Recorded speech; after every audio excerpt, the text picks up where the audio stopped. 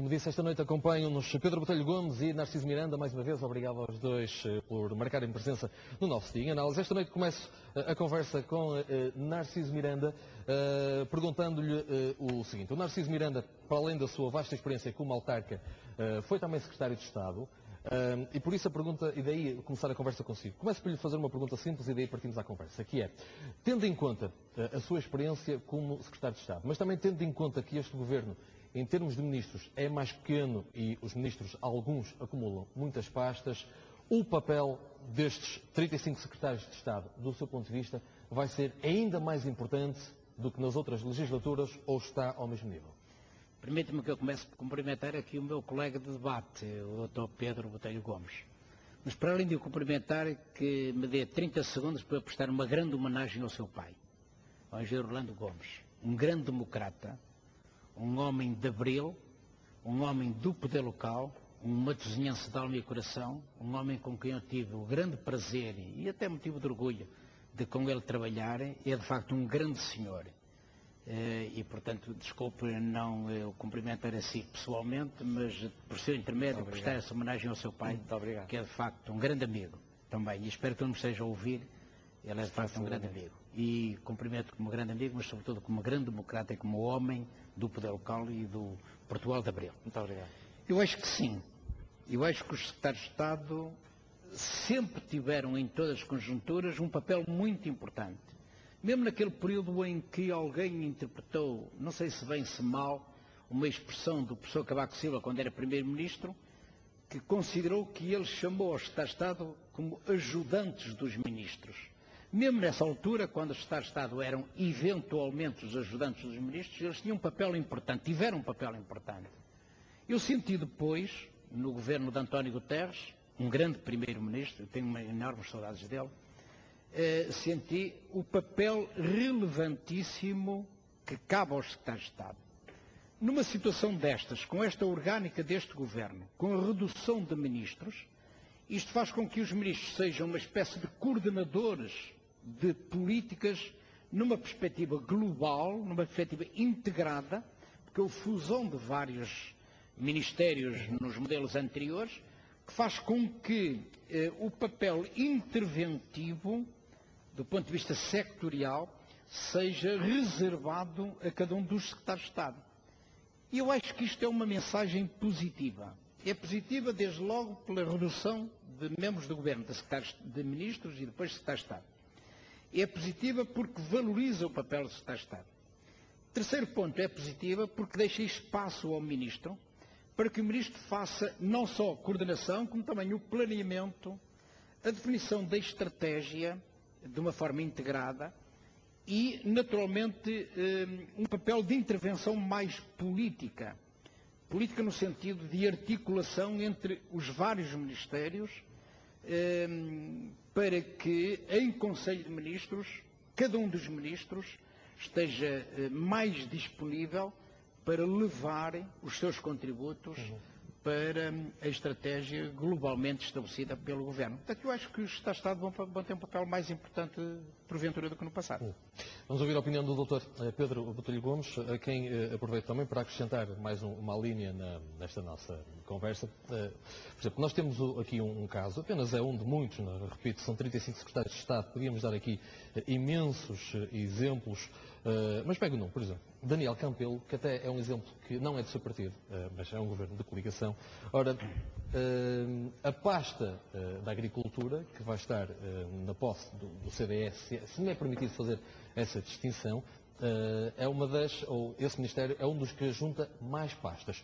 E aqui temos o exemplo de Daniel Campelo, que vai ser Secretário de Estado das Florestas e do Desenvolvimento Rural.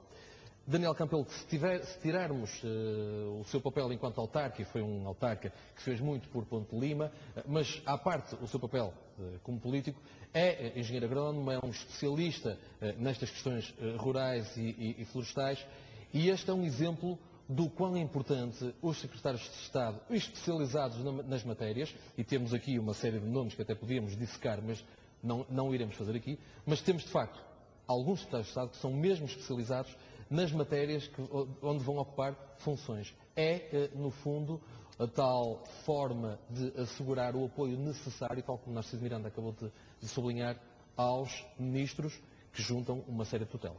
Eu acho que sim, acho que tem razão na apreciação que faz. Concordo também com o que o Narciso Miranda disse nas considerações que teceu sobre este perfil que o Governo terá.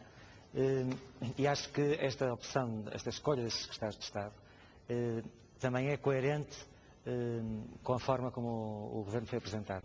Quando houve a apresentação de ministros, muito se comentou que eram muito técnicos, que havia muitos independentes e que eram técnicos e técnicos e técnicos. Esta tecla foi batida muitas vezes. E agora, nos secretários de Estado, nós voltamos a encontrar muitos independentes e muitos técnicos. E isso é bom, eu acho que isso é bom. Não tenho nada contra.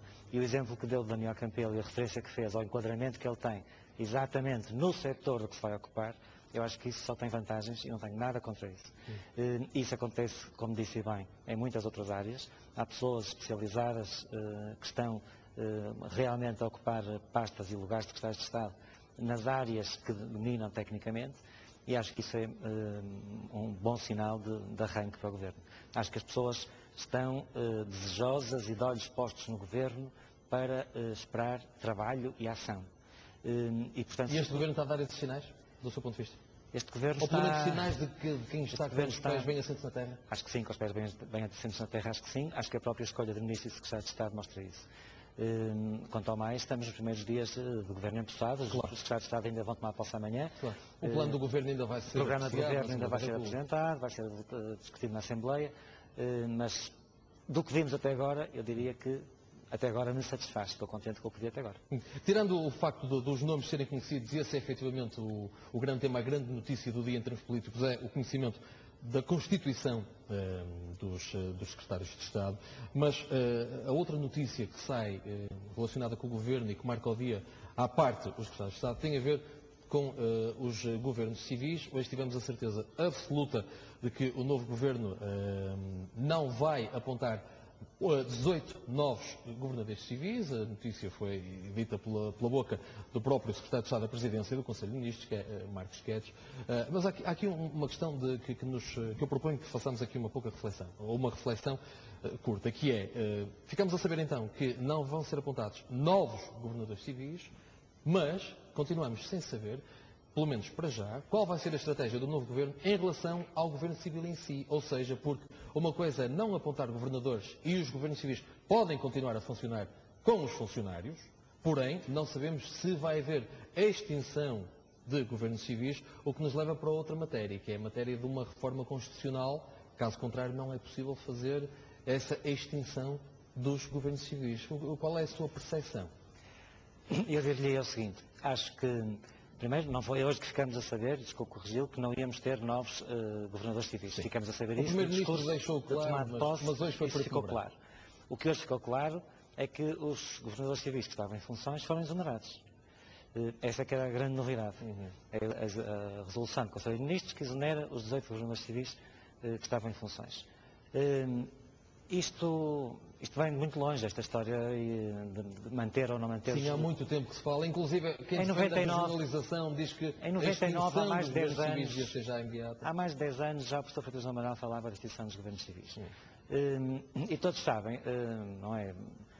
Nenhum dos presidentes nos mentirá, com certeza, que os governos civis sempre serviram para um certo comissariado político dos partidos que estavam no governo. Aliás, ainda há poucos dias as televisões passaram uma peça em que se identificava o percurso político dos governadores civis que estavam atualmente em funções. Eram ex-candidatos a câmaras que tinham perdido a eleição e a seguir viraram governador civil, eram ex não sei o quê e foram governador civil, e portanto, para além dessa ideia de que urgia. Sim, havia mesmo uma imagem muito pessimista. Havia uma imagem negativa. Havia quem dizia que era uma forma de premiar os candidatos que eram derrotados em determinados. Exatamente. E portanto acho que está mais... Isso aconteceu no governo anterior. Eu peço desculpa ao Pedro por dizer sim, isto. sim. Eu acho que nós não podemos generalizar essa ideia. Essa ideia é uma ideia que foi concretizada por José Sócrates só. Com António Guterres isso nunca aconteceu, com Durão Barroso nunca aconteceu, com o professor Cavaco Silva nunca aconteceu, com Mário Soares também não aconteceu. Sejamos claros. O José Sócrates é que seguiu esse princípio, ou melhor, o aparelho do Partido Socialista, sustentado pelo secretário-geral do Partido Socialista e ex-primeiro-ministro José Sócrates, é que introduziu essa inovação perversa na vida política nacional, de pegarem pessoas do aparelho, pô-las a candidatos às câmaras, com a convicção de que não tinham força para ganhar, e a seguir eram compensados, sendo nomeados governadores civis. Isso foi a primeira vez que aconteceu. Anteriormente, salvo casos esporádicos, isso não aconteceu. Mas qual é a sua opinião sobre os governos civis? Faz sentido continuar a haver? Devemos reconhecer o que estou a dizer para também reconhecermos que nem sempre se desqualificou a vida política. E também sabemos quais são os exemplos a que está a referir. Agora, o que aconteceu com este governo, eu acho que é um sinal positivo, independentemente das consequências. Quer dizer, há anos que se discute a importância ou a não importância dos governos civis. Há anos que se discute que relevância tem o papel desempenhado pelo governador civil. Eu diria que é um simples coordenador de determinadas tarefas que podem ser desempenhadas por um funcionário e não por um titular de um cargo político. Pedro Botelho Gomes dizia que é uma espécie de comissariado político. Eu acho bem. Subscreve essa ideia, não? Os comissariados políticos existem em todo lado e existem em todos os governos, de todas as maiorias, existiram durante todos estes períodos de tempo e existem não só com os governos civis, desculpa a minha franqueza, mas existem em muitos outros lugares. Mas é bom que acabem. Cargos, infelizmente. Ouça, infelizmente. Agora, relativamente aos governos civis, eu estou de acordo com o Dr. Pedro, esta forma utilizada há 2 anos, depois das últimas eleições, foi demasiadamente, permita-me a expressão, descarada. Que me perdoem os socialistas, que eu sou socialista, mas eu tantas vezes avisei, deixe-me utilizar uma frase de Mário Soares, emblemática, quem avisa, amigo é. Eu tantas vezes disse, quem avisa, amigo é. Lá temos um partido de 28%, e é porque só que se antecipou as eleições, senão, se esperasse que o orçamento já tínhamos 20%. Mas isso é passado, vamos olhar para o futuro, porque eu acho que é do futuro que precisamos, e este governo precisa de uma oposição forte. E, portanto, eu estou a fazer esta crítica relativamente ao passado, mas quero um Partido Socialista organizado, forte, porque o país ganha com isso. O governo ganha com isso, passa a governar melhor, e o país também ganha com isso. Quanto aos governos civis, eu acho que o governo deu um sinal positivo que eu saúdo e que não estou nada preocupado com o que vai acontecer neste intervalo, porque os governos civis só podem ser extintos depois da revisão da Constituição e, em consequência, de avançar-se com a regionalização. Neste compasso de espera, até que isso aconteça, e eu admito que vai demorar algum tempo, continuam a funcionar sem os governadores. Quer dizer, essas tarefas podem ser desempenhadas por funcionários, porque lá está o secretário de Estado que coordena isso ou encarrega alguém do seu gabinete que coordena essa tarefa. Mas já que falou na questão de Mário Soares, e o Dr. Pedro Botelho vai-me permitir seguramente... Mário Soares é uma bússola política, sim, como eu sei. E hoje é um homem respeitado. E já disse aqui várias vezes, ninguém não, se é a sua referência. Eu já lhe vou dar mais tempo para falar de outras matérias, mas não posso deixar de perguntar ao Narciso Miranda se entende, ou de certa forma até subscreve, o que Mário Soares, que é um reconhecido senador do país, disse recentemente este fim de semana sobre o facto do Partido Socialista precisar de renascer. Eu estou totalmente de acordo com Mário Soares. Quer dizer, repare, é fácil dizer isto agora. Como é fácil ouvirmos Belmiro da Azevedo na televisão dizer que o José Sócrates foi um bom chefe. Agora, dizer há um ano, como eu disse, é um bocadinho mais difícil. Portanto, eu estou de acordo com o que Mário Soares disse. Então, mas está de acordo estou de acordo porque o país precisa, ouça, o país... Porque o país precisa de uma oposição mais forte. O país precisa de partidos fortes, e de partidos credíveis, e de partidos que qualifiquem a democracia. E, portanto, o Partido Socialista é histórico, tem um papel importante no papel democrático do país. Como PSD, como então, mas se está de acordo, deixe-me perguntar, esse renascer do Partido Socialista e Narciso Miranda... Renascer, refundar, uma reestruturação. Do seu ponto de vista... Abrir o espaço para a discussão, que durante estes 6 anos secou completamente. Houve aqui o efeito eucalipto. Mas esse espaço faz, ou essa reestruturação, a maior abertura faz, do seu ponto de vista, via Assis ou via António José Seguro? Olha, faz-se abrindo o debate. E já é positivo, nós estamos num período de debate. Mas faz com qualquer um dos dois? Eu acho impressionante ouvir o Assis a defender o debate quando ele esteve, por razões que eu compreendo, e presto-lhe a minha homenagem, ele esteve super comprometido com este secar do debate, com este esvaziamento do debate. Pela proximidade a José Sócrates. Exatamente. Com proximidade ao chefe do Partido Socialista, porque José Sócrates foi um chefe do Partido Socialista, não foi um líder, e nós precisamos de um líder. Mas o que está a dizer é que com esta abertura faz-se via António José Seguro, é isso? Eu tenho um enorme respeito por Francisco Assis e por José António Seguro. Só esta diferença. o António José Seguro é um homem, é socialista, convicto, profundo, encarnou o projeto do Partido Socialista. Gosta ou não se gosta? É um homem que percebeu a dinâmica do Mário Soares, do fundador do PS. É um homem que abdicou de um grande lugar, que é deputado europeu, para desempenhar uma função de secretário de Estado do Presidente do Conselho de Ministros no tempo do António Guterres. Um homem que faz isto é um homem que está disponível de prescindir vantagens pessoais para uma prestação pública. É por isso que eu tenho uma grande admiração e um grande respeito pelo José Seguro, sem prejuízo de reconhecer com Assis que é um grande quadro do Partido Socialista. Portanto, apesar de tudo, se eu quiser defender que o Partido Socialista retome a sua linha ideológica, isso é, entre no carril da sua ideologia, independentemente de se gostar ou não se gostar, de se considerar mais à esquerda, mais ao centro, mais à direita, o António José Seguro é mais convictamente socialista, sem prejuízo de eu respeitar esse grande quadro que é o Assis.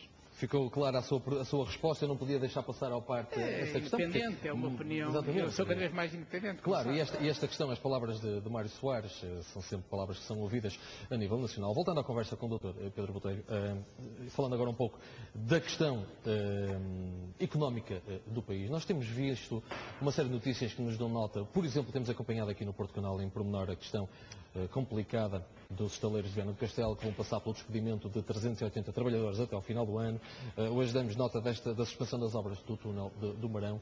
O certo é que nós estamos a ver obras a ficarem um pouco paradas e isso vai mexer muito com a economia, se juntarmos aí a fraca capacidade de compra dos portugueses.